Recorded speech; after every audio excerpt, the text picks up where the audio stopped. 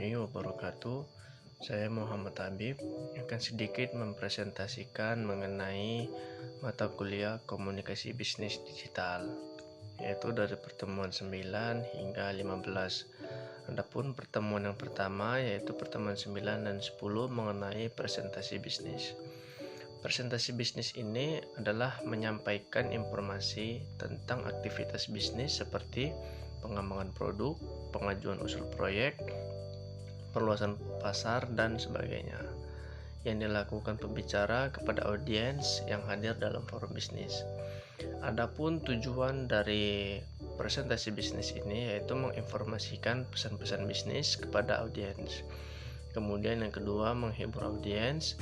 Yang ketiga, menyentuh rasa emosi audiens. Yang keempat, memotivasi audiens untuk bertindak. Kemudian pada pertemuan ke-11 kita akan membahas komunikasi interpersonal dan kelompok. Komunikasi adalah media massa, buku, kelompok diskusi atau pelatihan, seminar, dan sebagainya yang membahas mengenai komunikasi. Adapun pengertian dari komunikasi interpersonal adalah proses pertukaran informasi, ide, pendapat, dan perasaan yang terjadi antara dua orang atau lebih. Contohnya seperti percakapan antara kedua teman, percakapan keluarga, dan percakapan antar tiga orang. Ada beberapa ciri-ciri komunikasi interpersonal. Yang pertama, bahasa yang digunakan bisa formal dan informal. Yang kedua, memakai media tertentu seperti telepon, ponsel, dan email. Yang ketiga, dilakukan dua orang atau lebih. Yang keempat, bersifat terbuka dan komunikatif. Selanjutnya, efektivitas komunikasi interpersonal. Yang pertama ada keterbukaan, empati, sikap mendukung, sikap positif, dan kesetaraan. Kemudian kelompok. Kelompok yaitu sekumpulan orang yang mempunyai tujuan bersama yang berinteraksi satu sama lain untuk mencapai tujuan bersama. Klasifikasi kelompok ini terbagi menjadi dua. Yang pertama, kelompok primer dan kelompok sekunder.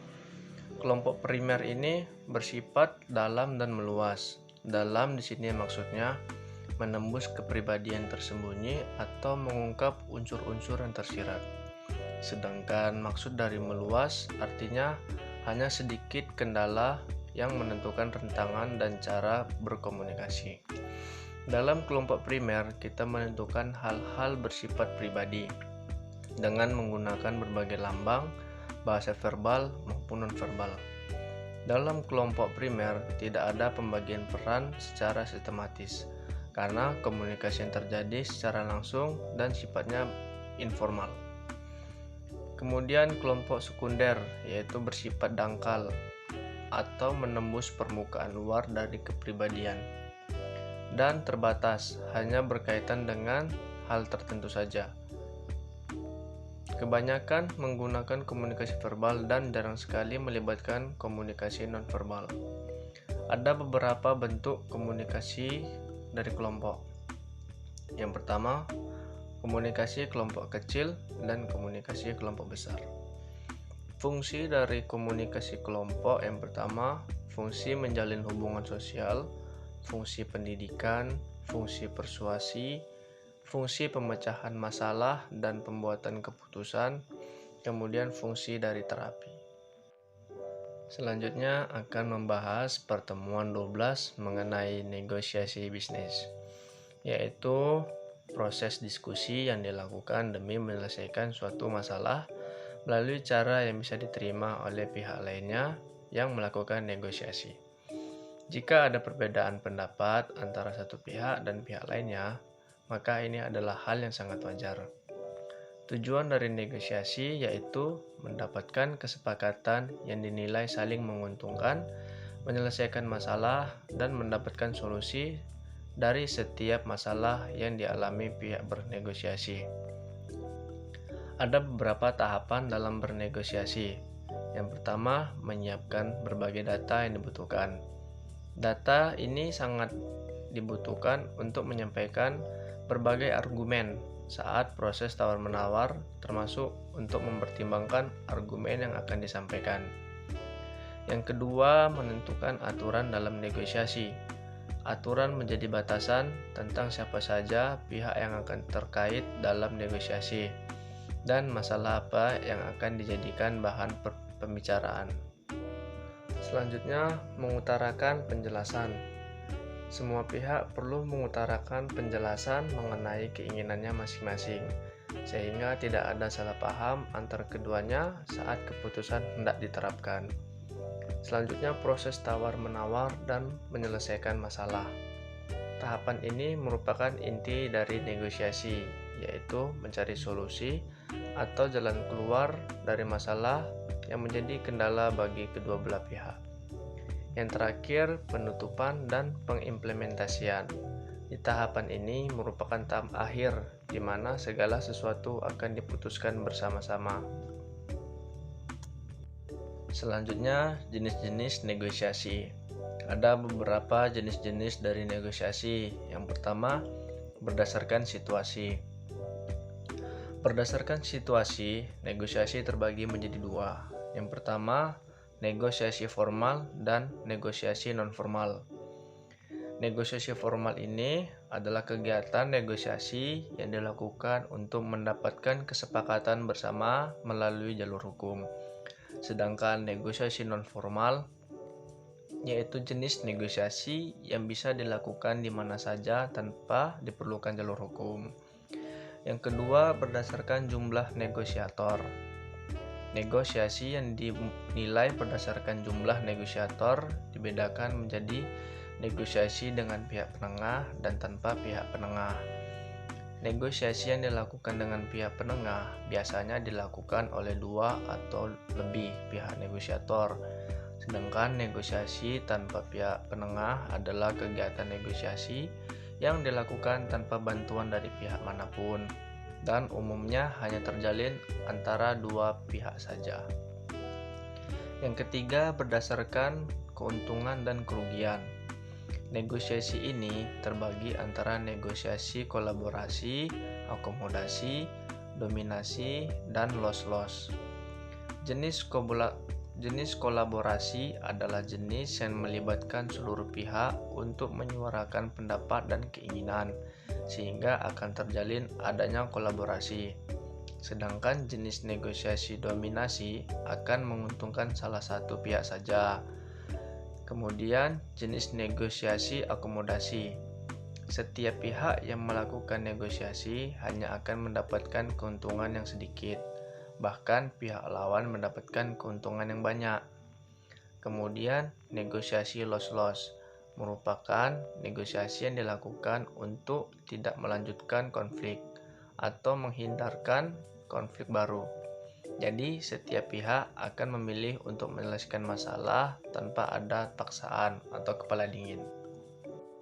Ada beberapa manfaat dari negosiasi. Yang pertama, menciptakan kerjasama antar dua belah pihak untuk mencapai tujuannya masing-masing.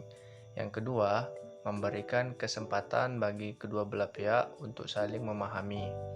Yang ketiga, menciptakan kesepakatan yang saling menguntungkan dan disetujui oleh masing-masing pihak tanpa adanya paksaan dari pihak manapun.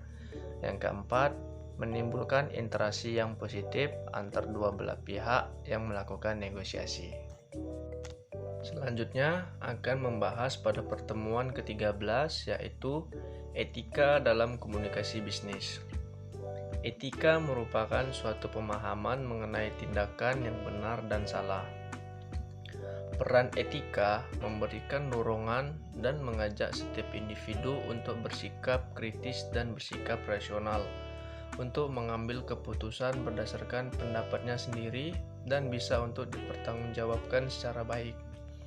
Ada beberapa faktor-faktor yang mempengaruhi perilaku. Yang pertama, tabiat atau pembawaan. Yang kedua, akal pikiran atau rasio. Yang ketiga, hati nurani. Ada beberapa contoh penerapan etika bisnis. Yang pertama, menyebutkan nama klien dengan baik. Yang kedua, hadir tepat waktu. Yang ketiga, berdiri saat berkenalan. Ada juga beberapa manfaat dari etika dalam bisnis. Dengan memiliki etika, tentu saja klien merasa lebih dihargai dan mampu memberikan gambaran kualitas perusahaan pada klien sehingga bisa bekerjasama dengan baik. Selanjutnya membahas pada pertemuan 14 dan 15, yaitu mengenai teknologi digital dalam komunikasi. Teknologi digital adalah suatu alat yang tidak lagi menggunakan tenaga manusia secara manual, tetapi lebih pada sistem pengoperasian otomatis pada sistem komputerisasi. Ada beberapa contoh situs jejaring sosial seperti Facebook, Twitter, Blogger, dan lain-lain. Contoh pelaksanaan teknologi informasi dalam komunikasi bisnis yang pertama, berbagi informasi dengan karyawan, bertukar informasi, menghemat biaya, dan berkolaborasi, dan lain-lain. Ada beberapa manfaat mempelajari teknologi informasi dalam komunikasi bisnis. Yang pertama, mengerti definisi teknologi informasi. Yang kedua, mengerti fungsi teknologi informasi dalam komunikasi bisnis. Yang ketiga, mengerti alasan penggunaan teknologi informasi dalam komunikasi bisnis. Ada juga beberapa kelebihan teknologi digital. Yang pertama, data yang dikirim tidak terpengaruh cuaca buruk. Yang kedua, berbagai tipe sistem komunikasi tersedia dan dapat dipakai. Yang ketiga, biaya perawatan lebih rendah. Di balik kelebihan pasti ada kekurangan. Yang pertama, kesalahan yang mungkin terjadi pada saat mengubah signal analog ke digital. Yang kedua, kemungkinan tercurinya data digital. Yang ketiga, membuat ketergantungan yang berlebihan pada penggunanya. Dan yang keempat, dapat menghambat kemampuan empati dan sosial secara nyata. Terima kasih, cukup sekian penjelasan dari saya. Lebih dan kurang saya mohon maaf. Assalamualaikum warahmatullahi wabarakatuh.